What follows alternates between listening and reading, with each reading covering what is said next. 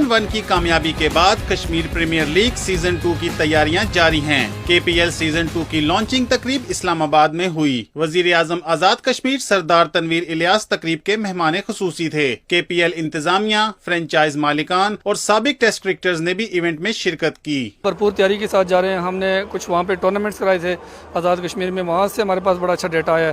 फिर अभी Muzaffarabad tigers trial करा रहा है 17 और 18 को मानसेरा में और मुजफ्फराबाद में, और हमारे कोचेज वहाँ पे मौजूद होंगे। इस मौके पर KPL सीजन 2 और लीग में शामिल टीमों के लोगोस की रुनुमाई की गई।